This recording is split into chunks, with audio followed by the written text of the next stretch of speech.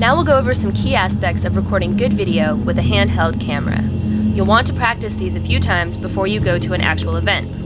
Keep these tips in mind when you're taping, especially when things get hairy. The key element to taping high-quality video is a good, steady shot. So let's go over that first.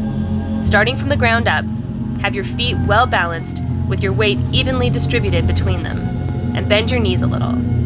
Keep your elbow bent and away from your body. Be loose, not stiff. Breathe deep and relaxed, and try to be as calm as you can be. The corner focus trick is a great way to keep a steady shot. Instead of just focusing on the subject of the shot, look at something in a corner of the frame and try to keep it still. If that object doesn't move up or down, or left or right, you're getting a steady shot. With a little practice, you'll get the hang of this pretty quick.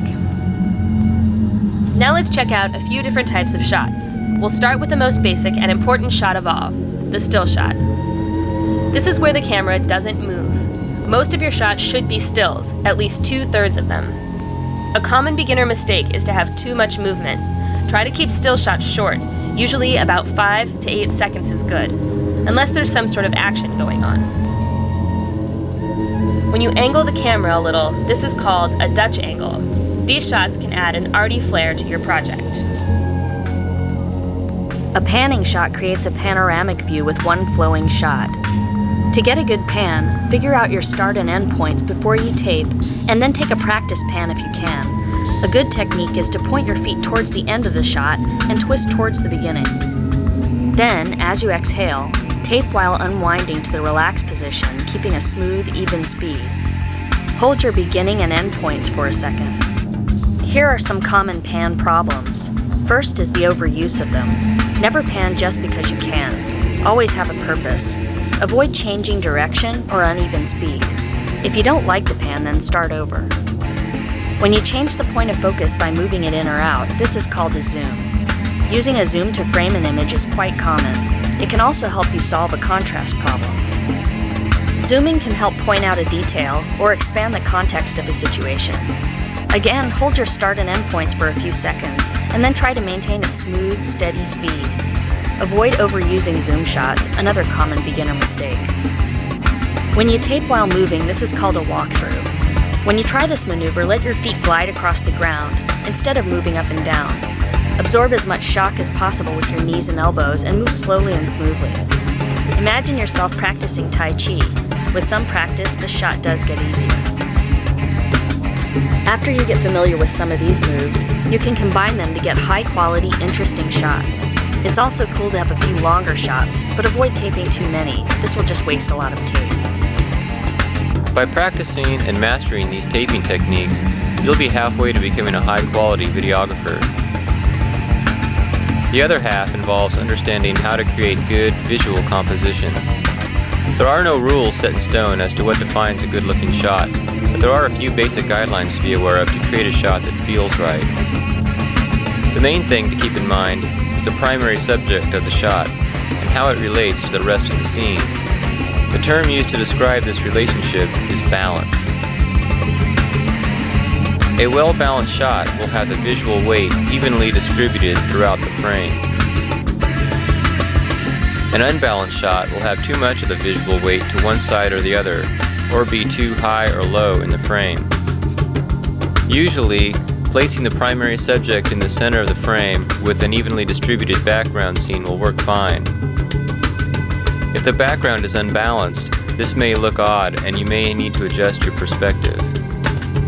If you want to tape your primary subject to one side, you should have a secondary subject on the other side to achieve good balance. By lining up your primary subject in front of a secondary subject, you create what is called a composite shot. These can create powerful images and make great stills. It's definitely worth the extra time to plan out this perspective before taping. Well-balanced composite shots will give your video a professional feel, and looking for them will sharpen your eye as a video journalist. Here's a few things specific to environmental taping that you should be aware of. Without some sort of reference, the grandness of scale in a natural environment can be lost on the viewer. It's a good idea to place a person in the shot to create a sense of scale.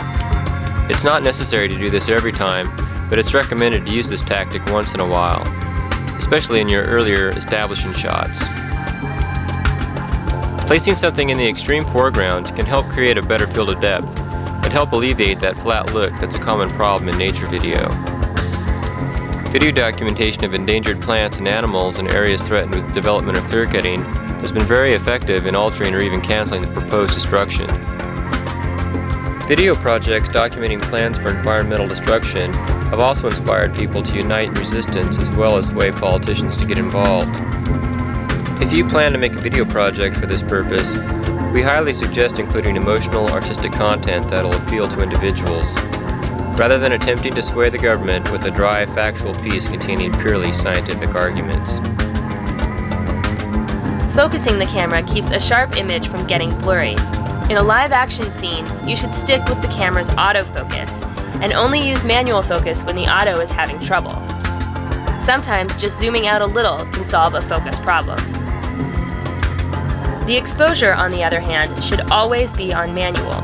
This regulates how much light is added to or subtracted from the shot. It is the most overlooked aspect of taping by beginners, and poor exposure level is the main culprit in taping bad video. Take it seriously. Bright sunny days have the most contrast and are the most difficult to tape. Dark, cloudy days have the least amount of contrast and they are the easiest to tape. When you are setting the exposure, adjust it to best exhibit the foreground image in its truest color before you lose the background. The zoom can also help crop out glare. If your camera has a night vision feature, use it sparingly. Under street lights, cranking up the exposure usually works great. Only use night vision when it's really dark or when you just want that ghostly green look.